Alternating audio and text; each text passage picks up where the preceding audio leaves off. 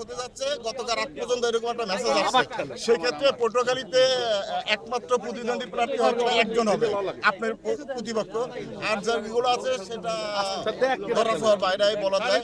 সেক্ষেত্রে এবার নির্বাচনে আপনি কেমন প্রতিদ্বন্দ্বী মনে করছেন? প্রতিনিধিতা কিরকম হবে?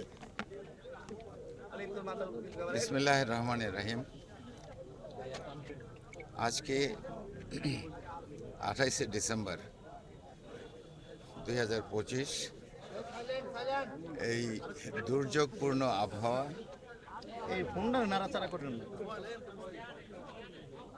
এই দুর্যোগপূর্ণ আবহাওয়ার মধ্যে আপনারা এত কষ্ট করে আমাদের ইলেকট্রনিক এবং প্রিন্ট মিডিয়ার বন্ধুরা আপনারা যে এসছেন, এই জন্য আপনাদেরকে আমি ধানের শীষের পক্ষ থেকে, বর্তমান সরকারের পক্ষ থেকে ধন্যবাদ জানাই, কৃতজ্ঞতা জানাই।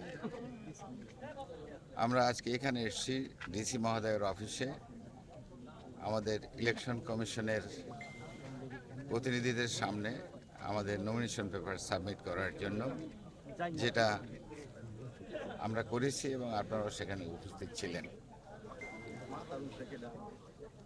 আমাদের যে ইলেকশন হতে যাচ্ছে ফেব্রুয়ারির 12 তারিখে, আমার মনে হয় বাংলাদেশের ইতিহাসে এটা সবচেয়ে সুন্দর শান্তিপূর্ণ নির্বাচন হবে।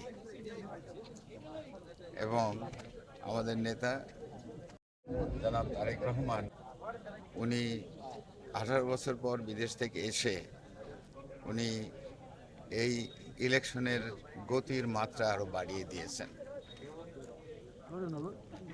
আজকে পটুয়াখালীর সর্বস্তরের জনগণ, আমাদের মা বোনরাও আমাদের সঙ্গে আছে এখানে। আমি সবাইকে এখানে আসার জন্য ধন্যবাদ দিচ্ছি।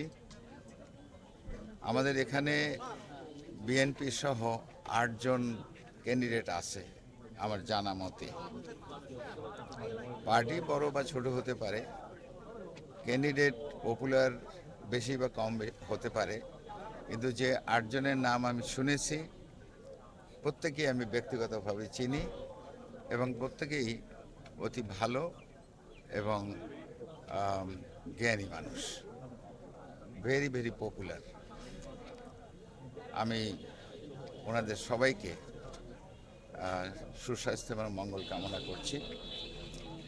শেষের দিকে আমি বলবো যে আমাদের এই নির্বাচনের প্রতি দেশি বিদেশি একটা ষড়যন্ত্র কিন্তু অব্যাহত ছিল এবং অব্যাহত আছে।